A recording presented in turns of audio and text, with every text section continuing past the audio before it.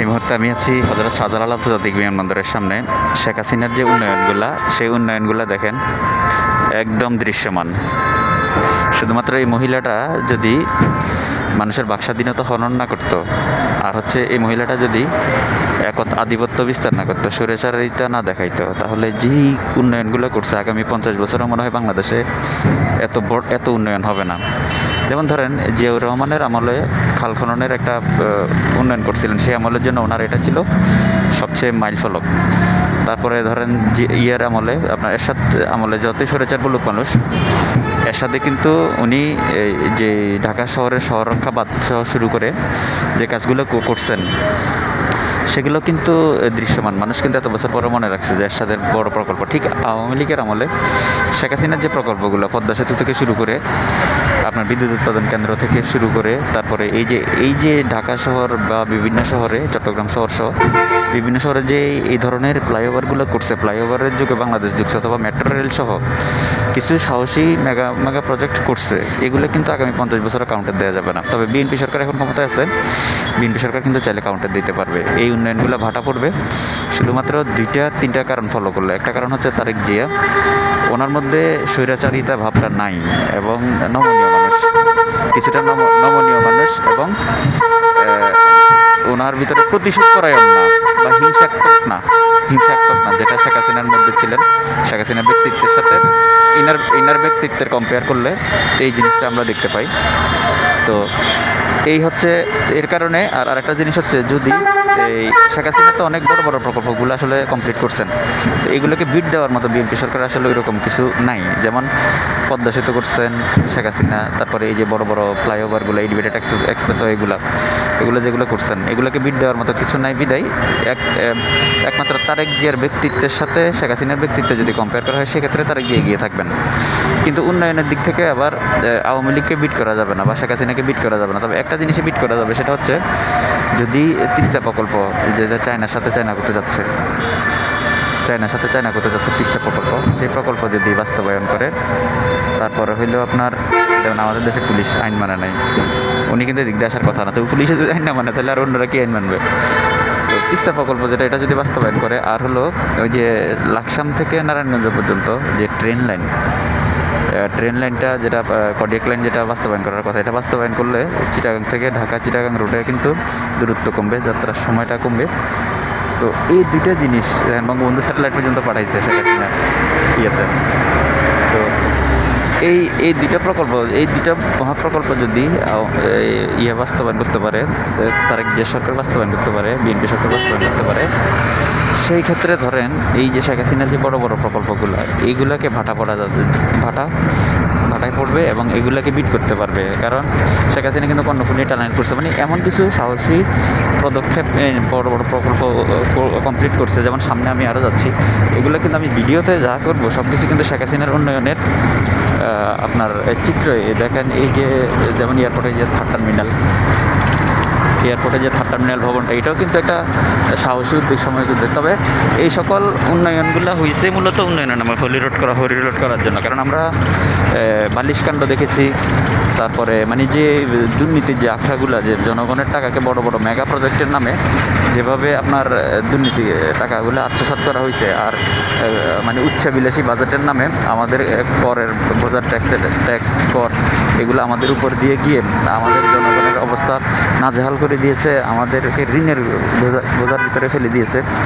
তো এটা যেমন একটা নেগেটিভ দিক ছিল, তো তেমনি এই যে যেটাই করছে আপনার এই প্রকল্পগুলোর কারণে, এই যে যখন মাথা উঁচু করে এই বড় বড় প্রকল্পগুলো দৃশ্যমান হবে, এই যে থার্ড টার্মিনাল, আমরা যখন বিদেশে যাই, বাংলাদেশে যখন আমরা ফেরত আসি, তখন বাংলাদেশের পুরাতন এয়ারপোর্ট দেখলে আমাদের কাছে মনে হয় গরু করে আসছি। অথচ শেখ হাসিনা কিন্তু সাহসী উদ্যোগ নিয়ে এই যে বড় প্রকল্পটা দেখেন, বড় এয়ারপোর্টটা করছে, এয়ারপোর্টটা। তো উনি যতই দুর্নীতি করুক, সে কিন্তু এই প্রকল্পগুলো যখন মাথা উঁচু করে দাঁড়িয়ে থাকবে, তখন কিন্তু 10-15 বছর, 20 বছর, 25 বছর, 30 বছর পরে মানুষে কিন্তু ওনার বাকস্বাধীনতা হননের যে জিনিসগুলো, অথবা যে স্বৈরাচার, এগুলো সব ভুলে গিয়ে উদাহরণ হিসেবে কিন্তু এই প্রকল্পগুলোর রেফারেন্সে টেনে আনবে, যে এটা শেখ হাসিনার আমলে হয়েছে। যদিও তারেক জিয়াটা উদ্বোধন করে আপনার বর্তমান প্রধানমন্ত্রী এই সাত টার্মিনাল, কিন্তু দিন শেষে তো আসলে শেখ হাসিনা হাত ধরে শেখ হাসিনাই কাজ করে গেছে, কিন্তু শেখ হাসিনা নামই আসবে। অথবা বড় বড় প্রকল্পগুলো যেগুলো মেগা প্রজেক্টগুলো কিন্তু দেখা গেছে যে শেখ হাসিনার আমলে ধরে নেওয়া প্রজেক্টগুলো আগামী 3 বছর 4 বছর 5 বছরে কমপ্লিট হবে। কিন্তু কমপ্লিট হলে যদি বিএনপি সরকারের আমলে যদি এগুলো উদ্বোধন হয়, কিন্তু দিন শেষে মানুষে বলবো যে এগুলো শেখ হাসিনা করে যাওয়া প্রকল্প। তো দেখেন এখানে শেখ হাসিনা এই যে আমি এখন এলিভেটেড এক্সপ্রেস ওয়ে দিয়ে আমি যাব, আমি এয়ারপোর্ট আসছিলাম একটা কাজে, তো আবার সরে চলে যাচ্ছি। তো এলিভেটেড এক্সপ্রেস ওয়েতে আমি এই যে এখন যে বাসটাতে উঠছি, এই বাসটা দিয়ে আমি যদি ইয়েতে যাইতাম আপনার আমি এখন আমার পল্টন ফকিরাপুলের দিকে যাচ্ছি। তো পল্টনে যদি আমি যাইতাম সেই ক্ষেত্রে আমি এই যে আগের যে রোডটা, আমি কিন্তু এই রাস্তাটা দিয়ে যাচ্ছি না, এখন আমি সোজা এলিভেটেড এক্সপ্রেস ওয়েতে উঠে যাচ্ছি। এলিভেটেড এক্সপ্রেস ওয়েতে উঠে যাচ্ছে বলতে যে রাস্তাটা শেখ হাসিনা করছে, দেখেন এই যে এইগুলো প্রকল্পগুলো কিন্তু এগুলো সব শেখ হাসিনার প্রজেক্ট। এই যে এলিভেটেড এক্সপ্রেস ওয়ে আমি উঠে যাচ্ছি, এটা কিন্তু আমাকে 25 মিনিটের মধ্যে 20 থেকে 25 মিনিটের মধ্যে একদম এখানে আপনার ইয়ে হয়ে এমইএস হয়ে মহাখালী বনানী মহাখালী হয়ে 7 রাস্তা হয়ে আমাকে কিন্তু একদম পল্টন ফকিরাপুল গুলিস্তান পর্যন্ত নিয়ে যাবে কিন্তু মোটামুটি 20-25 মিনিটের মধ্যে। অথচ আমি যদি নিচে যে রাস্তাটা আছে, ওই যে নিচে যে রাস্তাটা দেখাচ্ছি ওই রাস্তা দিয়ে যদি যেতাম, তাহলে আমার কম করে জায়গায় জায়গায় জ্যামে আমার 2 ঘন্টা 2.5 ঘন্টা 3 ঘন্টা লেগে যেত। 3 ঘন্টার পথটা এই প্রকল্প বাস্তবায়ন করার কারণে, এই যে এলিভেটেড এক্সপ্রেসওয়ে যেটা বাস্তবায়ন করছে, এটা বাস্তবায়ন করার কারণে যেটা গাজীপুর থেকে সোজা কিন্তু একদম চিটাং রোড পর্যন্ত এটা চলে যাবে, যদিও সম্পূর্ণটা শেষ হয় নাই, যতটুকু হয়েছে অতটুকু সুফল কিন্তু আমরা পাচ্ছি। তো এই প্রকল্পটা কিন্তু মানুষ আজীবন বলে যাবে যে এটা শেখ হাসিনার উন্নয়ন। এখানে এই যে এয়ারপোর্ট, ঢাকা এয়ারপোর্টের যে 3rd টার্মিনালটা, হজরত শাহজালাল আন্তর্জাতিক বিমানবন্দর 3rd টার্মিনাল, তারপরে আপনার 2য় রানওয়ে, এগুলো কিন্তু শেখ হাসিনা করে গেছে। তো এগুলোকে কাউন্টার দিতে হইলে আওয়ামী লীগ সরকারকে এই উন্নয়নগুলোকে, যদিও তারা দুর্নীতি করছে, কিন্তু কাউন্টার দিতে হলে বিএনপি সরকারকে আপনার তারেক জিয়াকে কিন্তু কিছু কাউন্টার প্রজেক্ট, মেগা প্রজেক্ট করতে হবে, যে প্রজেক্টগুলো আপনার মানে এই মহা প্রজেক্টগুলোকে, বড় বড় প্রজেক্টগুলোকে আপনার ভাটা পড়ে যায়, বিট করতে পারে। যেমন ধরেন যেটা আমি বলছিলাম তিস্তা মহাপরিকল্পনা বা ফারাক্কাবাদ নিয়ে, যেগুলো যে চায়না যে জিনিসটা করতে যাচ্ছে, যাতে আপনার উত্তরবঙ্গে আপনার ইয়ে করবে, তিস্তার পানি ধরে রেখে আপনার উত্তরবঙ্গের মঙ্গা কবলিত অঞ্চলটাকে তারা ইন্ডাস্ট্রিয়াল জোন হিসেবে সাজায় তুলবে। এই প্রকল্পটা আমি মনে করি শুধু দেশের জনগণের স্বার্থে না, আপনার স্বাধীন সার্বভৌমত্বের প্রশ্নে না, এখানে আপনার এই প্রকল্পটা বাস্তবায়ন করতে হবে শুধুমাত্র এই যে শেখ হাসিনার যে উন্নয়ন প্রজেক্টগুলো, এগুলোকে ভাটা পড়ার জন্য। কারণ মানুষ বললো যে এটা এই প্রকল্প কমপ্লিট হচ্ছে শেখ হাসিনার আমলে, প্রকল্প কমপ্লিট হচ্ছে শেখ হাসিনার আমলে 10 বছর পরে, কিন্তু তাহলে বিএনপি কী করছে? সেজন্য বিএনপিকে অবশ্যই এই তিস্তা মহাপরিকল্পনা ইয়ের সাথে, চায়নার সাথে মিলে সেটা করতে হবে, সে প্রকল্পটা বাস্তবায়ন করতে হবে। পাশাপাশি আমি যেটা বললাম যে চিটাংয়ের দূরত্ব কমানোর জন্য রেল লাইনে, কারণ ট্রেনে আসার সময়, চিটাং থেকে আসার সময় একবারে কুমিল্লা হয়ে, ব্রাহ্মণবাড়িয়া হয়ে, নরসিংদী হয়ে যে ঘুরে আসে আখাউড়া হয়ে, এটা কিন্তু অনেক লম্বা ঘোরা পথ। এটাকে যদি কুমিল্লার লাকসাম থেকে ডাইরেক্ট নারায়ণগঞ্জে ডাইরেক্ট লাইন করে ফেলা হয়, তাহলে আর অতটুকু ঘুরে আসতে হবে না, এখানে সময় বাঁচবে এবং সাশ্রয় হবে, সময় সাশ্রয় হবে এবং টাকাও সাশ্রয় হবে। তো সেজন্য এটা করলে, যেমন পদ্মা সেতু করে শেখ হাসিনা একটা মাইল ফলক তৈরি করছেন, ঠিক এই লাইনটার, ঢাকা চিটাং রোডের এই লাইনটা শর্টকাট করলে এটা একটা মাইল ফলক তৈরি হবে বিএনপির জন্য। তো এই ধরনের কিছু কিছু প্রজেক্ট আছে যেগুলা এখন শেখ হাসিনা যে প্রজেক্টগুলো ধরে তৈরি করছে, যা প্রজেক্টের নামে হরিলোড করে বাংলাদেশ যেভাবে খালি করে ফেলছে, এইগুলা কাউন্টার দিতে হইলে বিএনপিকে এরকম প্রজেক্ট করতে হবে। আবার শেখ হাসিনার প্রজেক্টগুলা যদি থামাই দেয় তাহলে কিন্তু হবে না, যেটা আমাদের আগেকার বিগত সরকারগুলোতে হয়েছিল, যে বিএনপি সরকার একটা প্রজেক্ট দিলে বা আওয়ামী লীগ সরকার ক্ষমতা আসে সেটাকে বাদ দিয়ে দেয়, আবার আওয়ামী লীগ একটা প্রজেক্ট নিলে সেটা বিএনপি সরকার আসলে বাদ দিয়ে দিত। তো এই জিনিসটা যেন না হয়, এই জিনিসটা হলে কিন্তু সমস্যা।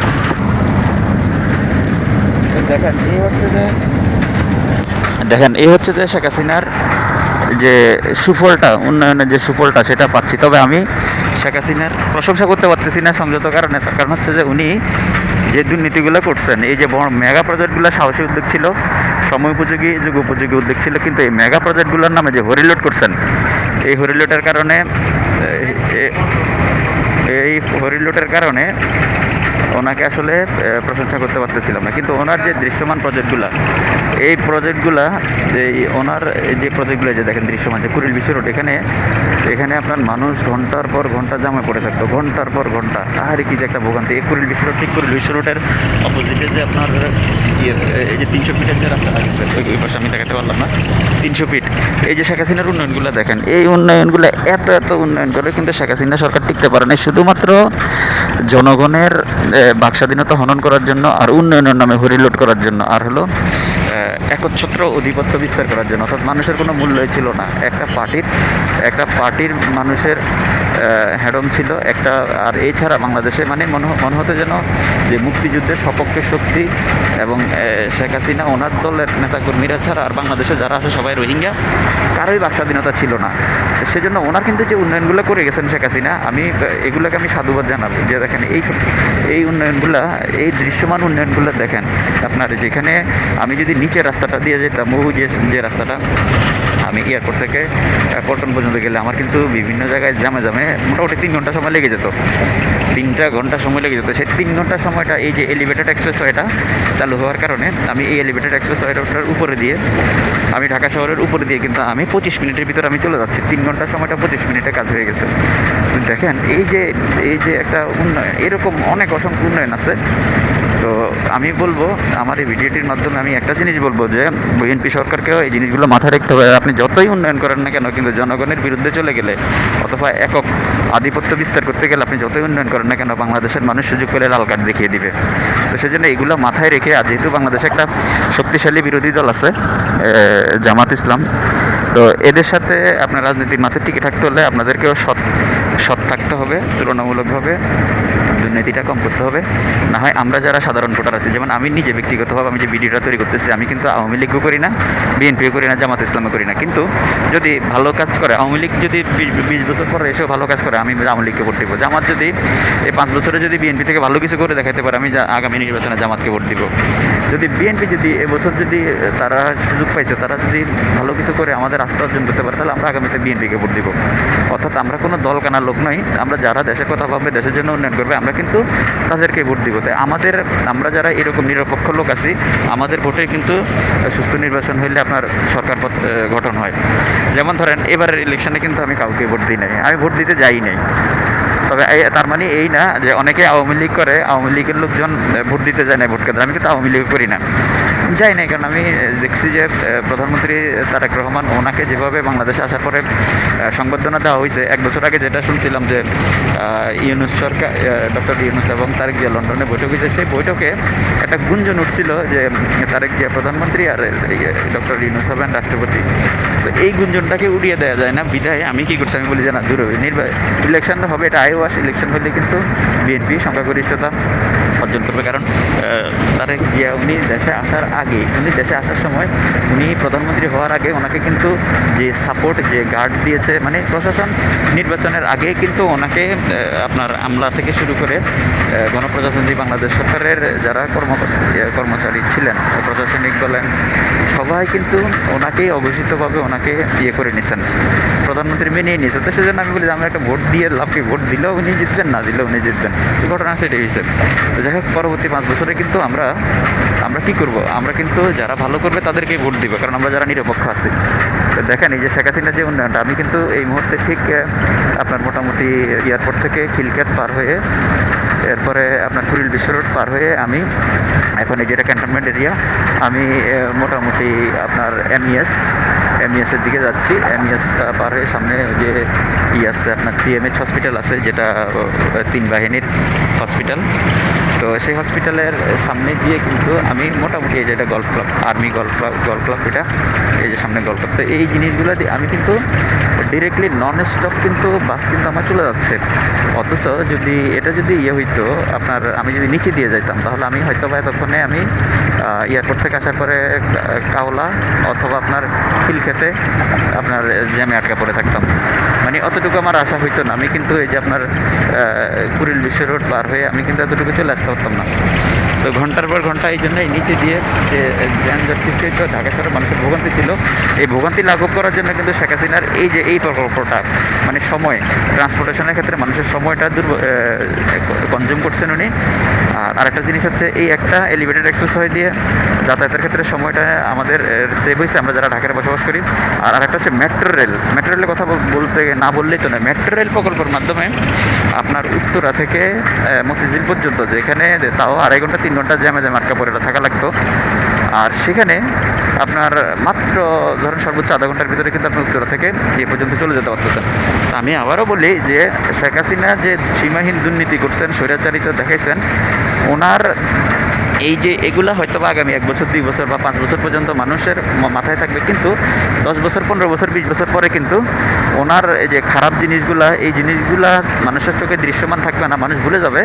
কিন্তু দিন শেষে ওনার যে এই যে উন্নয়ন প্রকল্পগুলো, এগুলাই মাথাছাড়া দিয়ে দাঁড়িয়ে থাকবে, মাথা উঁচু করে দাঁড়িয়ে থেকেই ওনার শাসন আমলের ভালো দিকগুলো, পজিটিভ দিকগুলোর কিন্তু উদাহরণ হিসাবে দৃষ্টান্ত স্থাপন করে মানুষের মনে গেঁথে থাকবে।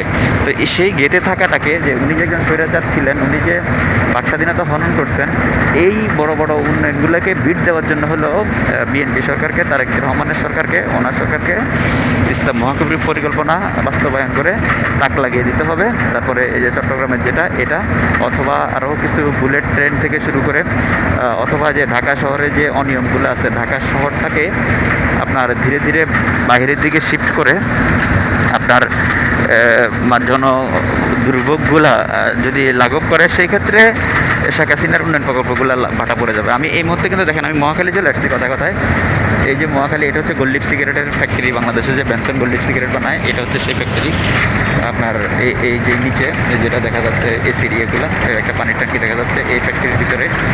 আর তো দেখেন কথায় কিন্তু আমি চলে আসছি, অথচ আমি যদি নিচে রোড দিয়ে আসতাম, সেক্ষেত্রে কিন্তু আমি বনানীর জ্যাম থেকে শুরু করে, এমইএসের জ্যাম থেকে শুরু করে আমি কিন্তু মোটামুটি এখান পর্যন্ত আসতেই, দেখেন আমি কত 10 মিনিট হয় না আমি ভিডিও করতেছি, দেখেন আমি ভিডিও কিন্তু কাটি নাই, আনকাট। তাহলে আপনারা সময়টা নির্ধারণ করতে পারবেন যে আমার কতক্ষণ সময় লাগতেছে আমি আপনার ইয়ে পর্যন্ত যাইতে, পল্টনের দিকে যাইতে। তো এলিভেটেড এক্সপ্রেসওয়েতে আমার সর্বোচ্চ 18 মিনিট লাগবে। আমি যে হাতিঝিলের ওখানে এফডিসির ওখানে এলিভেটেড এক্সপ্রেসওয়ে যতটুকু হয়েছে আর কি, এক অংশ হয়েছে, এক অংশ বলতে কিছুটা অংশ হচ্ছে, যে অংশটা হয়েছে সেই অংশটা কিন্তু চালু করে দিচ্ছে। তো আমি ওই যেখান পর্যন্ত মানে এখন সচল আছে অতটুকু পর্যন্ত যেতে আমার 18 মিনিট লাগবে। সেজন্য আমি ভিডিওটা স্কিপ করতেছি না, আমি ডিরেক্টলি বলতেছি। তো দেখেন, তো এই যে আমাদের যে সময়টা সেভ হওয়া, তো তারেক জিয়া সরকারকে এরকম বড় বড় মেগা প্রকল্প নিতে হবে। ধরেন শেখ হাসিনা একটা পারমাণবিক বিদ্যুৎ উৎপাদন কেন্দ্র করছে, তারেক জিয়া সরকারকে করতে হবে। আর এই যে দেখেন, এই যে ফ্লাগ লাগাইছে, দেখেন কত বড় আর্জেন্টিনার ফ্লাগ। আরে ভাই, নিজের মায়ের খবর নাই, মানে মাছ থেকে মাসির দরদ বেশি, এরকম একটা অবস্থা আর কি। বাংলাদেশের পতাকা, ওই যে দেখেন বাংলাদেশের ছোট পতাকা আর আর্জেন্টিনার বড় পতাকা, কত বেকুবের বেশি। তো এই আর্জেন্টিনা ব্রাজিল যারা করে, আমি মনে করি এর বেকার, কোনো কাজকর্ম নাই, এদের জীবনের কোনো লক্ষ্যই নাই। নাহলে এইরকম খেলা নিয়ে এভাবে আপনার ইয়ে করা, পড়ে থাকা, আরে কী রে ভাই, কেন রে ভাই? আপনাদের ঠিক আছে, আপনাদের একটা আবেগের জায়গায় কাজ করেন, তার মানে নিজের দেশ থেকে আপনি অন্য একটা দেশকে আপনি এভাবে ভালোবাসবেন, এভাবে ইয়ে করবেন, এটা আসলে হয় না। আচ্ছা যাই হোক, আমি ওদিকে যাচ্ছি না, কারণ আমি বিতর্কে যেতে চাচ্ছি না। আমি নিজে একজন ফুটবল প্রেমী, আমি আর্জেন্টিনা ব্রাজিল এই দুইটা দেশকে আমি খুব পছন্দ করি। কারণ আর্জেন্টিনা মেসির জন্য আমি আর্জেন্টিনাকে ভালোবাসি, নেইমারের জন্য আমি ব্রাজিলকে ভালোবাসি। আপনি ব্রাজিলকে পছন্দ করলে আর্জেন্টিনা পছন্দ করা যাবে না, বা আর্জেন্টিনাকে পছন্দ করলে ব্রাজিলকে পছন্দ করা যাবে না, সেটা কিন্তু ঠিক না, আমি সেটাতে নাই। তারপরে আমি ইরানকে ভালোবাসি, কারণ ইরান মুসলিম কান্ট্রি হিসাবে। আর জাপানকে সমর্থন করি, মানে এই বিশ্বকাপে যে দলগুলো, কারণ জাপান শান্তশিষ্ট দেশ, এশিয়ার মধ্যে ভালো একটা দেশ এবং তারা খেলে, এশিয়া থেকে গেছে। তারপর কোরিয়াকে আমি সমর্থন করি, কারণ কোরিয়াও এশিয়া থেকে গেছে। এই বিশ্বকাপে আমার ফেভারিট দলের মধ্যে আছে মরক্কো। তারপরে মরক্কোকে এক অর্থে ভালোবাসি, মুসলিম দেশ, আরেক অর্থে আবার ঘৃণা করি, তারা ইসরায়েলকে সমর্থন করে। সেজন্য মরক্কোকে আমি একটু সাইডে রাখতে চাচ্ছি, তবে পছন্দ করি এবং সমর্থনের কাতারে রাখবো, তবে ঢালাওভাবে না আর কি। কিন্তু আর্জেন্টিনা, ব্রাজিল, তারপরে জাপান এবং কোরিয়া, ইরান, এই দেশগুলোকে আমি সমর্থন করি। এই দেশগুলোর মধ্যে যে কোনো একটা দেশ যদি আপনার এই বিশ্বকাপ নিয়ে যায়, তাহলে আমি সবচেয়ে বেশি খুশি হবো। আর হলো পর্তুগাল, যেহেতু আমি কাজ করি পর্তুগাল, আমি লোকজন পাঠাই, সেক্ষেত্রে পর্তুগালটাকে আমি সাপোর্ট করি। এই কয়টা দেশ। আর অন্যান্য দেশগুলো ভালো খেলার জন্য আমি ভালো খেলা পছন্দ করি, কিন্তু বিশ্বকাপ নিয়ে যাক এই দলগুলো। আর এই হচ্ছে দেখেন শেখ হাসিনার উন্নয়ন প্রকল্পগুলো, যেগুলো এই মুহূর্তে দেখেন আমি অলরেডি কারণ বাজারে চলে আসছি, দেখছেন এই যে কারণ বাজারে এরশাদ সাহেবের বিল্ডিং, এই যে প্রগতি ইন্স্যুরেন্স যে বিল্ডিংটা, এটা হচ্ছে কারণ বাজারের এরশাদ আপনার এরশাদ সাহেবের বিল্ডিং। আর ঠিক এই মুহূর্তে আমি কারণ বাজারের মাছ বাজারের উপরে দিয়ে যাচ্ছি, আর আমার উল্টা সাইডেই হচ্ছে বিএফডিসি। তো দেখেন আমি চলে আসছি, কতক্ষণ আমার 18 মিনিটও লাগে না কিন্তু এয়ারপোর্ট থেকে আমি এই যে হাতিঝিল এফডিসির এখান পর্যন্ত কারণ বাজারে এই যে এলিভেটর এক্সারসাইজ বাকি অংশে এখনও কাজ চলে, সেজন্য আমরা আর উপর দিয়ে যেতে পারলাম না, এদিক দিন আমি নেমে গেলাম। তো দেখেন মোটামুটি এই যে এলিভেটর এটা কিন্তু ডাইরেক্ট চিটাগাং রোডে চলে যাবে। তার মানে আপনি ঢাকা শহরের ধরেন গাজীপুর থেকে পুরো ঢাকা শহরের উপর দিয়ে আপনি চিটাগাং রোড পর্যন্ত যেতে আপনার সময় লাগবে সর্বোচ্চ 40 মিনিট। অথচ এই জায়গাটায় আপনাকে যেতে আপনার সময় লাগে মোটামুটি আপনার ঢাকা শহরের নিচ দিয়ে যদি যায় সেই ক্ষেত্রে 4 ঘন্টা 5 ঘন্টা পর্যন্ত লেগে যায়। তো এই সময়টা কনজিউম হবে। দেখেন এই প্রকল্পগুলো কিন্তু সবগুলো কিন্তু শেখ হাসিনার উন্নয়ন প্রকল্প হয়ে যায়। দেখেন তো দেখেন উনি যে দুর্নীতি করছে, দুর্নীতির কোনো এটাতে দুর্নীতি নিয়ে নো ডাউট, যে পরিমাণ দুর্নীতি করছে ধরেন 100 টাকার উন্নয়ন করতে গিয়ে 900 টাকা মানে হাতায় নিছে, মানে 1000 টাকা প্রকল্প, 1000 টাকার একটা প্রকল্প, এটাতে আপনার 900 টাকার কাজ হয়েছে, আর 100 টাকার কাজ হয়েছে, 900 টাকায় কিন্তু দুর্নীতি করা হয়েছে, বিদেশে প্রচার করা হয়েছে। তবুও কিন্তু যেই আপনার উন্নয়নগুলো উনি রেখে গেছেন এগুলো কিন্তু দৃশ্যমান। মানুষ কিন্তু 2, 4, 5, 10 বছর পরে কিন্তু ভুলে যাবে যে শেখ হাসিনা স্বৈরাচার ছিলেন, উনি কী করছেন না করছেন, এগুলো সব ভাটা পড়ে যাবে। আরে ভাই, যে কোন বাংলাদেশে কত ইস্যু হয়, একটা ইস্যু আজকে সৃষ্টি হয়েছে, 1 মাস পরে সেই ইস্যুটা মানুষ ভুলে যায়। তো ঠিক শেখ হাসিনাকে নিয়ে কেউ কথা বলবে না, এই যে শেখ হাসিনার যে প্রকল্পগুলো এগুলো সব ভুলে যাবে। কিন্তু সে যে নেওয়া যে তার হাত ধরে যে উন্নয়ন প্রকল্পগুলো, এই উন্নয়ন প্রকল্পগুলোই একসময় ওনাকে মানুষের মনে পজিটিভ ইমপ্যাক্ট আনবে। সেজন্য বিএনপি সরকারের উচিত হবে যে ওনার হাত ধরে যে প্রকল্পগুলো শুরু হয়েছে সেগুলোকে থামিয়ে না দিয়ে সেগুলো বাস্তবায়ন করতে হবে। কারণ না হয় এখানে অলরেডি এই প্রজেক্টগুলোতে হাজার কোটি টাকা বিনিয়োগ হয়ে গেছে, সেজন্য এই প্রকল্পগুলোকে কিন্তু বাদ দেওয়া যাবে না। বিগত দিনে যেরকম এক সরকারের প্রকল্প নিলাম সেটা বাদ দিবে, সেটা না করে এই প্রকল্পগুলো সচল রেখে আপনার নতুন এমন কিছু প্রকল্প করতে হবে যে প্রকল্পগুলো সময় উপযোগী, যুগ উপযোগী এবং মানুষের আপনার উপকারে আসে, এবং মানুষ যেন বলে হ্যাঁ শেখ হাসিনা এই প্রকল্প করে গেছে আর বিএনপি আমলে এই প্রকল্পগুলো হয়েছে, মানে উদাহরণ যেন টানতে পারে। তো আমার কথা হচ্ছে উন্নয়নের প্রতিযোগিতা হোক বাংলাদেশে, শেখ হাসিনার উন্নয়ন বনাম আপনার বিএনপির উন্নয়ন, এভাবে উন্নয়নের প্রতিযোগিতা হোক, তাহলেই কিন্তু আপনার এই শেখ হাসিনাকে বিট করা যাবে, শেখ হাসিনার উন্নয়নকে বিট করা যাবে। আর না হয় 2, 4, 5 বছর 10 বছর পরে কিন্তু মানুষ কিন্তু ভুলে যাবে শেখ হাসিনাকে স্বৈরাচারিতা কী করছে না করছে, সব কিছু ভুলে গিয়ে ওনার যে মাথা উঁচু করে উন্নয়ন প্রকল্পগুলো যেভাবে দাঁড়িয়ে আছে এগুলোই কিন্তু পরবর্তী প্রজন্মের কাছে ওনাকে নিয়ে পজিটিভ ইমপ্যাক্ট নিয়ে আসবে। তো আমি মনে করি এটাই হতে পারে যে বাংলাদেশের দেখেন একটা চিত্র, দেখেন যেখানে রাত সেখানে কাজ। তো আপনারা যদি আসলে এভাবে আপনার যদি মানে ঘুমানোর জন্য রাতে যদি একটা ছাদ থাকে তাহলে আলহামদুলিল্লাহ বলেন। কারণ আমরা হাই উঠাস করি, কেউ বিল্ডিংয়ে বসবাস করে, কেউ আপনার টিনের ঘরে বসবাস করে, যে টিনের ঘরে বসবাস করছে আফসোস করে আমি কেন বিল্ডিংয়ে বসবাস করতে পারলাম না, বা আমার কেন একটা বিল্ডিং না। অথচ দেখেন আপনি যদি এই যে রাস্তায় যারা ঘুমাচ্ছে ওনাদের দিকে যদি তাকান তাহলে মানে আলহামদুলিল্লাহ শুকরিয়া আদায় করতে বাধ্য যে আল্লাহ তাআলা তো আমাকে ওই পরিস্থিতিতে রাখে নাই যে হাজারো মানুষ রাস্তায় ঘুমায়, আমি তো সেই পরিস্থিতিতে নাই। আল্লাহ তো আমাকে অন্তত মানে রাস্তা থেকেও আরও বেটার পজিশনে রাখছেন রাস্তা ঘুমানো থেকে। তো এই মতো আমি এই যে মগবাজারের এই যে জামটা কিন্তু মানে এতগুলো উন্নয়ন প্রকল্প করা হয়েছে, এতগুলো আপনার ফ্লাইওভার করা হয়েছে, এরপরও কিন্তু মগবাজারের জামটা লাঘব হয় না। কেন লাঘব হয় নাই?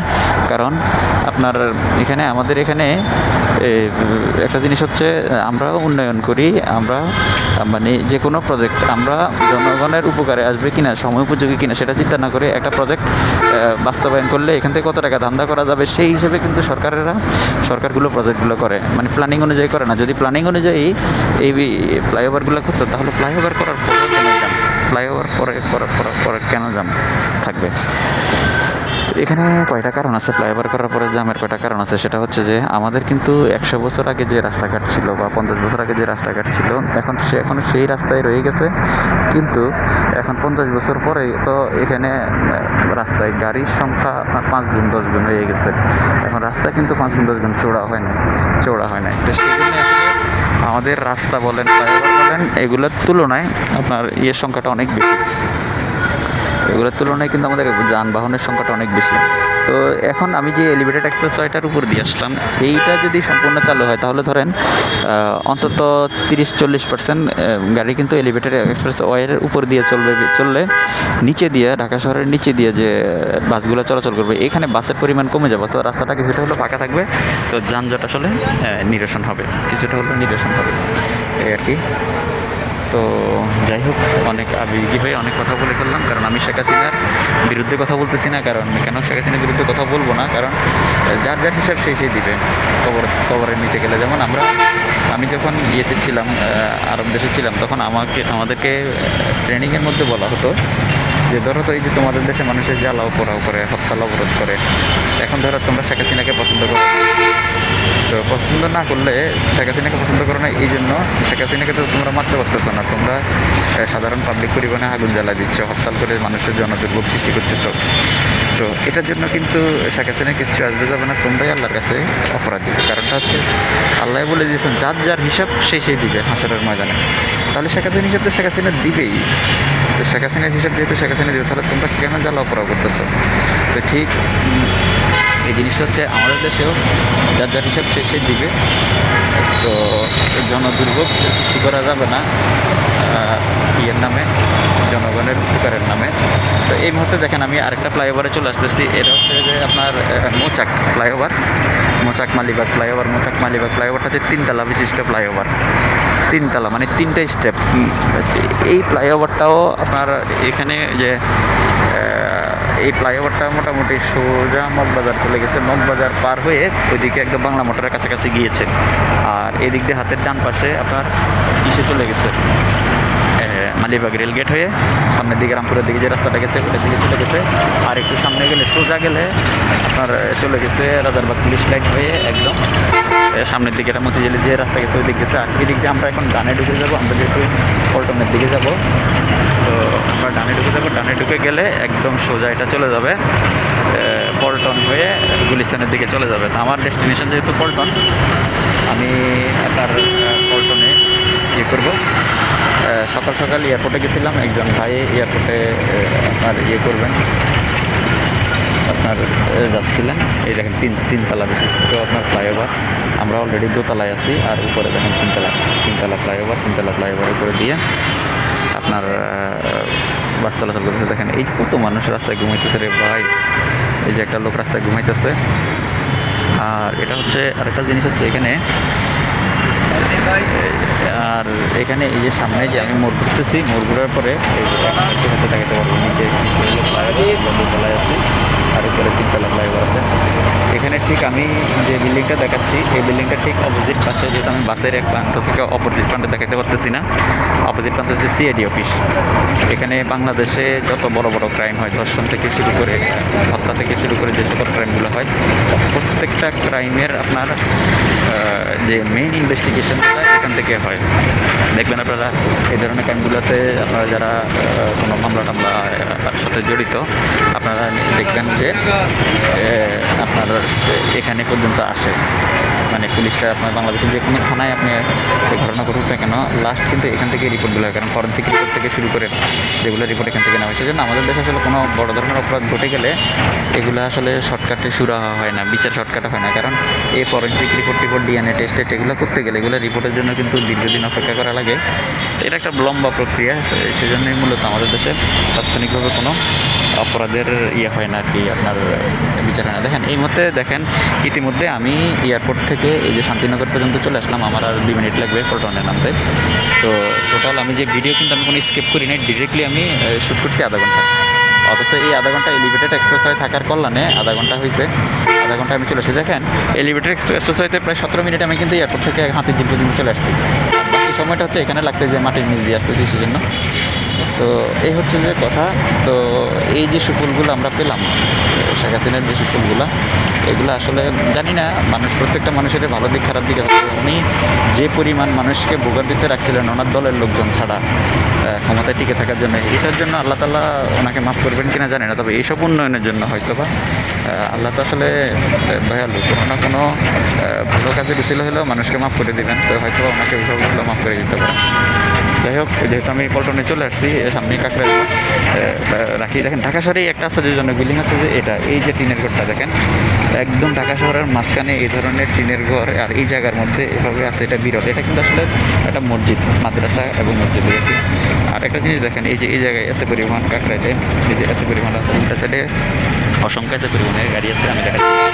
তো দেখেন এই রাস্তা দখল করে এভাবে আছে পরিবহন মানে বছরের পর বছর আপনার জ্যাম সৃষ্টি করে আসতে থাকলে এটা নিয়ে কেউ কিছু বলে না।